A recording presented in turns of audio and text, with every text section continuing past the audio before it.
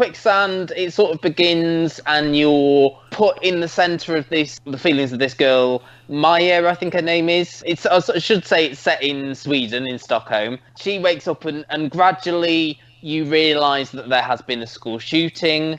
She is arrested as being the main perpetrator. And this is another one that does the flashback sporadically. You get her being arrested and that sort of process, and her sort of being completely detached from the whole situation and wanting to go home.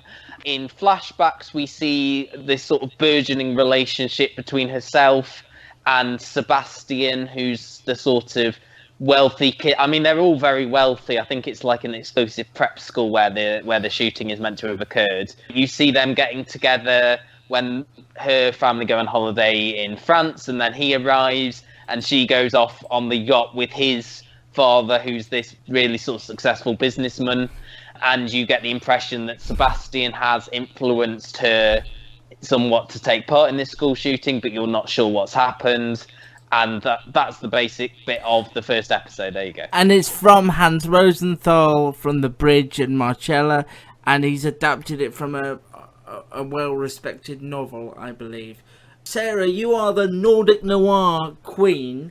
Whenever there's something on of this vein, I will always ask you to review it. You love Trap, you love The Bridge, you love The Killing. Did you love Borgen as much as I did? You must have. Did love Borgen, yeah, completely. Oh. And also The Legacy, which is one that I tried that. I struggled with that. Oh, I adored it. Would you tell me more? Really just tell me a bit more about The Legacy, quick. Because I struggled with it.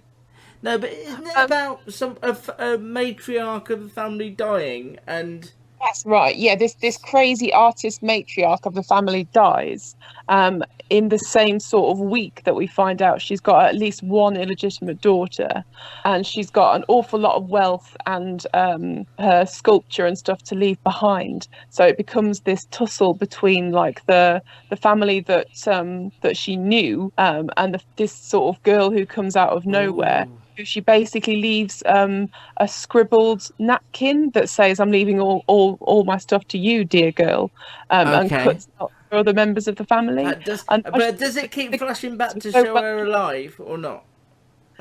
Just occasionally, but it doesn't rely too much on flashbacks, no. But all the characters were so well drawn, especially over, I think it was the 3 series they did. It was marvellous. It was really good. It wasn't as bleak as your typical Scandi drama. I'd recommend Ride Upon the Storm, which we talked about as well. If you can find that on Walter Presents, that's amazing. It's quite easy to find on Walter Presents. Yeah, you just type it in. Can I just ask Sarah, did you watch this subtitled? I did. I started out, because my husband was in the same room as me at the time, we always have a little debate about whether it's worth it with subtitles. He's the kind of person who will pretty much watch anything, but if it's got subtitles on, he doesn't connect with it as much, whereas if I have subtitles on, I feel I connect with it much more. So you loved The Bridge and Trap. Did you not watch those together then? We did, but I was like, nah, definitely subtitles. Okay. But because for me, it's Netflix, because this is Netflix, you have that choice. You can have it. Don't have Netflix, and the version that I was presented was dubbed, which I think spoiled my enjoyment of this, because some of the actors that they use, I don't know if you watched any of it dubbed while your husband was there. I watched 10 minutes of it dubbed, and Nathan, to his credit, went, "Don't you want subtitles on?" And I went, "Yes, please." The dubbing actors that they used were just horrendous. I couldn't do, and I think I would have maybe enjoyed it more if I had watched it subtitled. So what were your feelings on this, Sarah? I thought that it was extremely claustrophobic, and I quite liked that. Maya's face basically fills the screen for the first sort of 10 minutes. It's very atmospheric. The opener especially, she's lying on the floor of this classroom as the shooting happens around her. It seems there's a lot of sort of yelling and running. It was a cheap way of doing it, to be fair, because you concentrate on just a few gory details in one room and sort of your imagination fills it in. And I thought that was really good. But I must say that I wasn't quite sure about this mysterious Sebastian character. He's an irritating little pup with a stupid haircut. Maya seems to be quite a blank canvas in this episode. And I suppose it goes back to what you were saying about Sebastian looks like he will have influenced her. So I don't think there's much going on under the surface for Maya. Is it weird stalker behaviour? Is it less weird if you turn up to someone's family holiday on a giant yacht? And her parents had no qualms whatsoever of letting her go off with him either, did they? Her family, again, they don't seem to add much to proceedings. They look like a stock photo you'd buy with the frame from the supermarket, you know? Or from that Bran Flakes advert you were talking about earlier. A personal aside here, my first boyfriend lived in glamorous Norwich and my mum and dad allowed me to stay at his. So what's the statute of limitations on admitting that there were shenanigans? Is 21 years long enough? Yeah, Will they be listening, I suppose, is the point. Yeah. I did put the explicit on this one for the shenanigans that were alluded to. The more interesting bits were the present day where she was arrested and the trial and the bits with her lawyer who was played by the guy who was in Top of the Lake. I don't know if you watched that. The second series, he was the weird guy who lived in the brothel and was dating the 16-year-old. He was also in the first episode of Muck Mafia. He was one where I was like, I'm sure I recognise him. You know, when you get that when you're watching something and then you have to go and have a quick Wikipedia. But I enjoyed all of that stuff when she was the centre. I thought the actress Hannah Arden was great there. But yeah, the stuff in France with this wealthy guy and it all felt, and he was the dad. Sebastian's dad was a bit predatory towards her as well. I found very creepy, wasn't he? Yeah. And it seems that they have a poor relationship. Sebastian, I think his father was Klaus. I'm not sure if I'm pronouncing it right.